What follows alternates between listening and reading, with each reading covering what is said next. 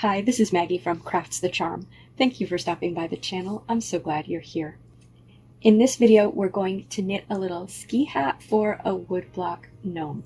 If you want to see how to make the gnomes, that's in a separate video that I also released today. Here's the hat that we're going to make. It has a snowflake motif because my gnome has a snowflake motif. Now for my wood blocks, I knit a 7-inch wide piece of fabric to make the hats. If you're using a different size wood block, or if you're knitting this hat for something else, you might need it to be a different size. For me, to knit a 7-inch hat, I'm going to use 4.5 millimeter needles. I'm going to use this Just Yarn worsted yarn from Dollar Tree, and I'm going to cast on 30 stitches. You might want to make a swatch to determine how many stitches you need to cast on for the needles and the yarn that you're using. I'm going to be using yarn in red and white from the Dollar Tree. I'm going to start with the white yarn to make the brim of the hat. We're going to cast on 30 stitches, so we're going to start with a slip knot.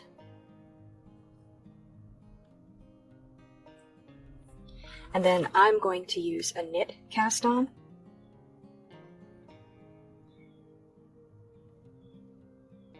So basically, slide the right needle from the bottom up and under the left needle behind, yarn over, pull it through, but then we're going to put that stitch back on the left needle. So just like we're knitting, but instead of pulling off, we go back onto the left needle. And you scoop under with that left needle.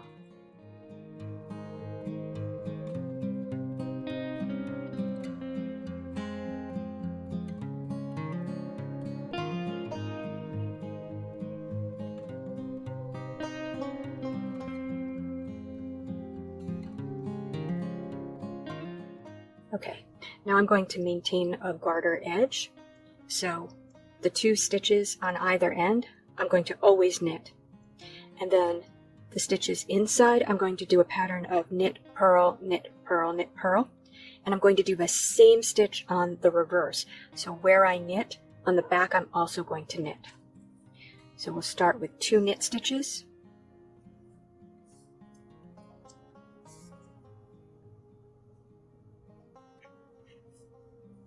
And then we'll knit, purl. Knit, purl.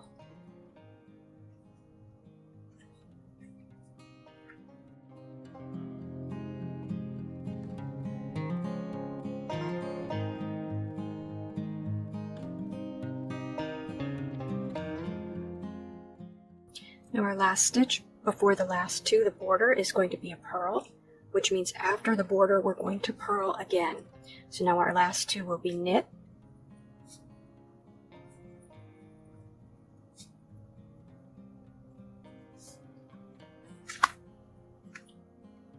now on the reverse, the border of 2 knit,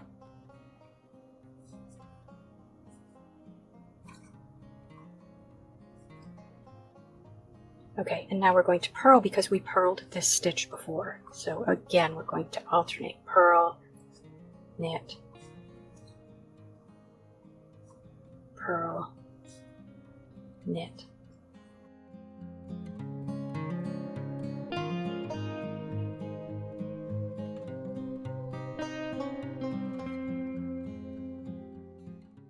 Now on the other end where we started, the last stitch before these 2 stitches is a knit. So knit, knit, knit. And that means we're going to start off knitting on the other side.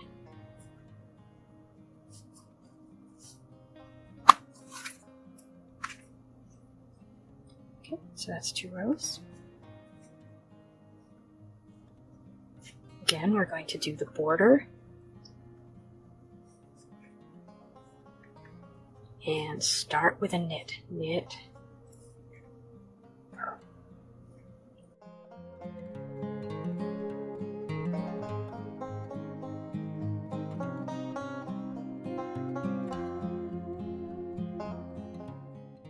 This end we're going to purl, so on the back side, and then 2 knits for our garter border. Okay, so that's 3 rows.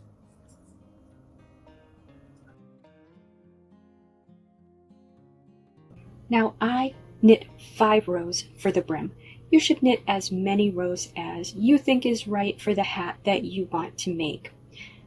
Having knit 5 rows means that when I start knitting the pattern part, the stranded part, I'm going to be starting off purling. So that may not have been the best choice. It might have been better to do an even number of rows. Here's the pattern that I put together for this hat. It isn't exactly what I knit now that I look at it. I actually just alternated the red and white at the bottom. So what I have at the bottom looks more like little peaks, and that isn't what I actually knit.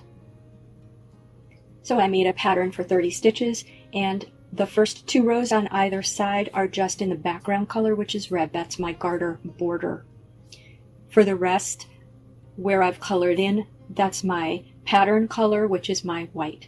And again, I alternated, and I didn't do it for the first 3 rows. I did it for the first 4 rows at the bottom, then a line of just background color, just red, and then I started in with the snowflake and diamond pattern.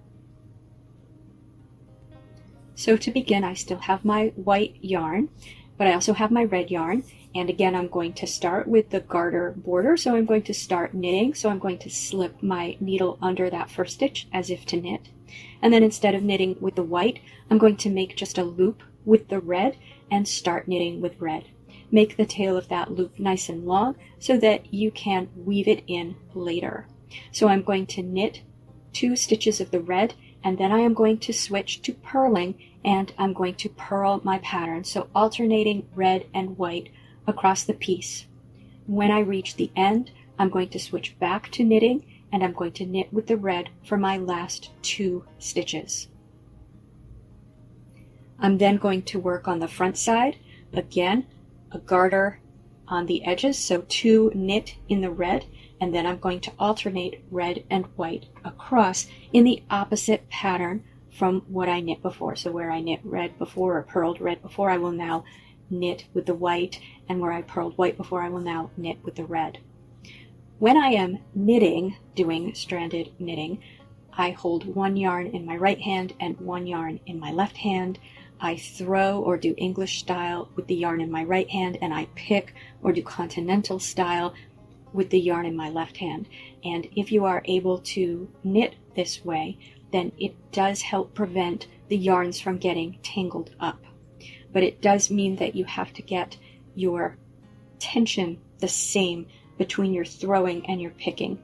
And I'm not good at that. I'm really not good at any aspect of stranded knitting, but I'm practicing. I think this little ski hat for a gnome is good practice. So once I reach the end again, I will knit 2 stitches in the red and then flip the work over, and I will go back to purling, except I will knit the 2 stitches on either end in the red to maintain my garter border. Just alternating red and white. And again, I did this for 4 rows. Once I finished with that, I did the all red row. And this is a purl row, so knit 2 on each end, but then purl all the others across. Then I knit the pattern. Now the way I'm reading this pattern, I'm knitting left to right, and I'm purling right to left. But it's easier for me to look at the last row I knit and figure out where I'm going to put the white yarn relative to the last row to make sure that my pattern lines up properly. So for the first knit row, knit across until we're at stitch 13, and then we're going to knit that one in white, knit 3 more in red, and then knit the next one in white.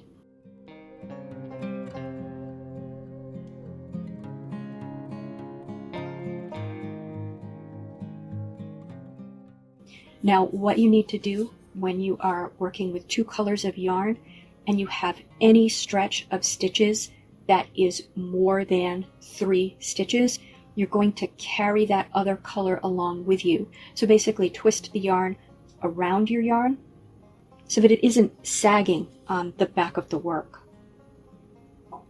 you've probably put on something that was stranded knit, like particularly a sock, and had a part of your body, like a toe or fingers if you put on mittens, get caught on some of those strands. You want to keep them as close to the work as you can, so carry them along with you whenever you're not knitting with them. Now when you're purling on the way back, for example on this second patterned row with the snowflake, I can see that my first white stitch goes over my last white stitch, and then there's another white stitch, then a red stitch, then a white stitch before my last white stitch, and a white stitch over, and then continue with the red, carrying along the white yarn. Now you'll just continue this way for the entire pattern. So I do this very slowly because again, I'm not good at it, and I want to make sure I don't make a mistake in the pattern.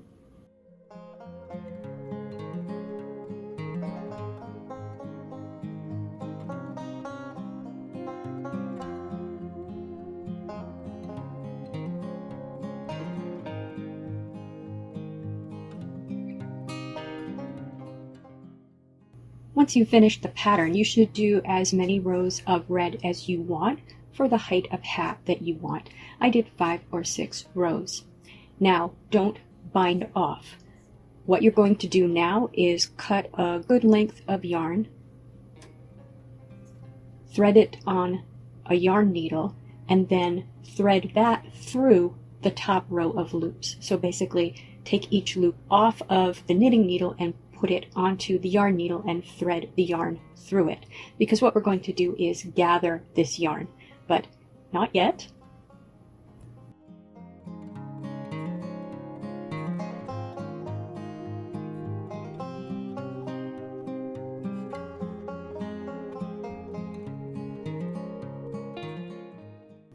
Before I gather, I'm going to block this, which means to reshape it. Now, when I do stranded knitting, again, I am not good at it. I'm really just a beginner at it. I end up with a lumpy piece of fabric. I don't know if that's typical or if it's me. It could very well be me.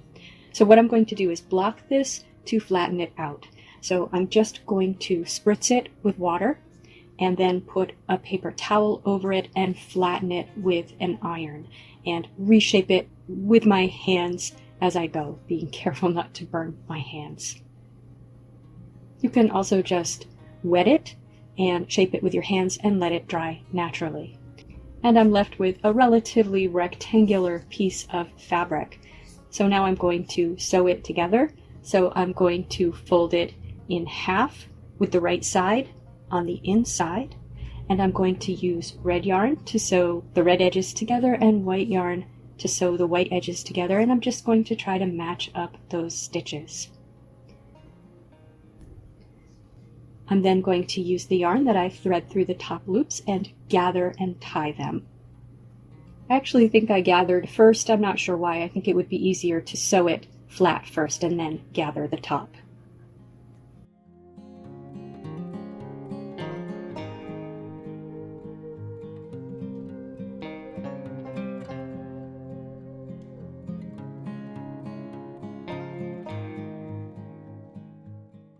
To make a pom-pom for the top, first cut a length of white yarn, maybe 10 inches long, and then wrap white yarn around 2 of your fingers. I'm not sure how many times, maybe 30, 40 times. Get a good amount of yarn there, and then tie it around the middle, cinch it with that length of white yarn that you cut, and then trim it. The trick to making a good pom-pom is to wrap a lot of yarn and then cut it pretty short. Trim it until it's pretty much a solid ball. So you're going to trim off a lot.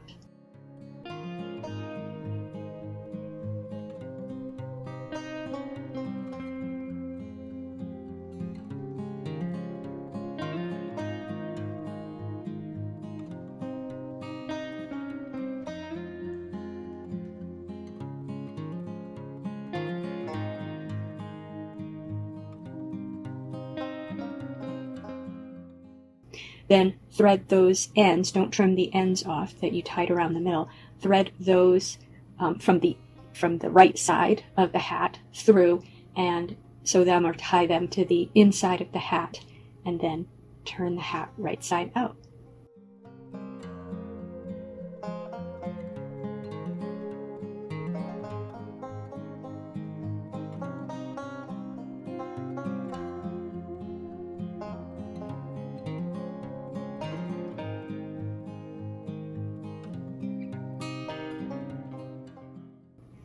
And here it is. And here it is on our little gnome. If you liked this video, please give it a thumbs up. And if you enjoy this sort of content, please subscribe to Crafts the Charm. Thank you for spending time with me today. Take care.